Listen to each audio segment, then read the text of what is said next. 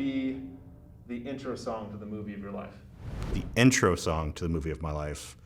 Something I never really thought about before. Good. I can't believe I'm being stumped already. Stumped on the theme song. Is it weird that I've never thought about that? Did you guys have it? What would be your theme song? I know, it's tough. Right? Yeah. Now I don't feel so bad. Yeah.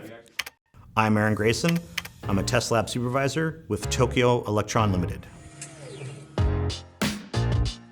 We make various tools that other large semiconductor companies use. Intel, Samsung, IBM, Apple even. Nobody can make what they need to make without a Tokyo Electron tool. And without what we do here at my center, where we do a lot of failure analysis, we do research and development, we're working on the next technology. We're trying to make sure we can make things smaller, we can make things better, more efficient. And that's very important, of course, as the technology improves and changes.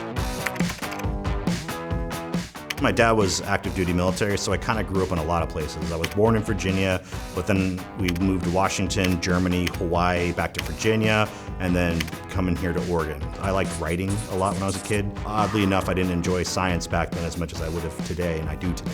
I didn't attach to my learning until I was much, much older. I went from probably a 2.5 GPA student to less to now almost 4.0 when I was in college, because things changed, my perspective changed, my capacity for learning kind of unlocked as I started to care more about my education versus counting down those minutes until the bell rang so I could leave for the day.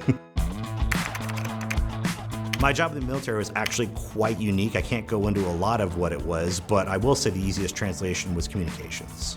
I first joined in 1999, which seems like a long time ago, and it really was. College was expensive, and I wanted to continue my scholastic career, so military was the way I decided to go. I was curious with the military. I wasn't curious enough to join active like he did. So I ended up picking the reserves because I wanted to do school at the same time, but I happened to choose the second most deployed MOS that the military has to offer, and it was really fun. We got to do a lot of training exercises overseas. And then after 2003, I went to Kosovo, and then in 2004, I went to Afghanistan. In 2008, I went to Iraq.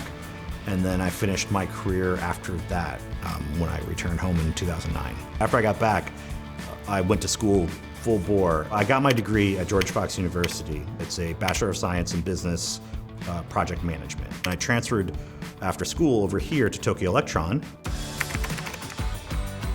Our test lab is in research and development, and we're looking at ways of improving our tools. So a company like Intel or Samsung, IBM, they all have fabs, is what we call them, the factories basically.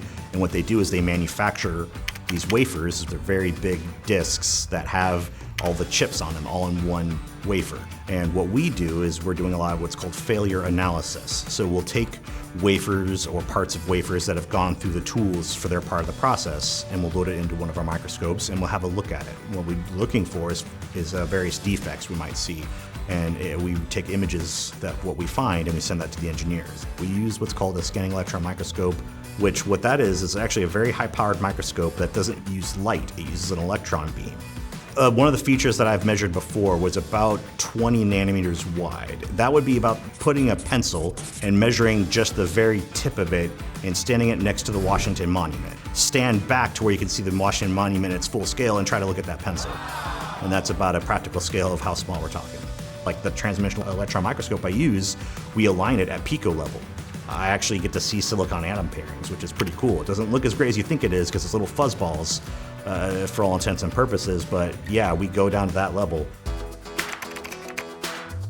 I would say a good candidate should be very inquisitive, someone who's curious and wants to try to solve problems. And in failure analysis, we need to make sure that we're understanding what we're looking at. Not everything we get is going to be as presented to us on the work request from the engineers. So it takes an inquisitive mind. It takes someone who wants to try to understand what it is that they're seeing. We've heard that phrase perhaps from our grandparents or our parents, that if you work a job that you love, you'll never work a day in your life. And I genuinely believe that there's a lot of truth to that. And if it's something you can do, go ahead and do that. While I couldn't get that career in art and writing that I would have liked, I pursue that now as a hobby that I love. And I don't poison the water, so to speak, where I have turned that love into a job. It's what sort of things can you do here in the career field that will enable you to do those things that you love. I hope you found this informative of what I'm doing here with Tokyo Electron. Thank you a lot for listening.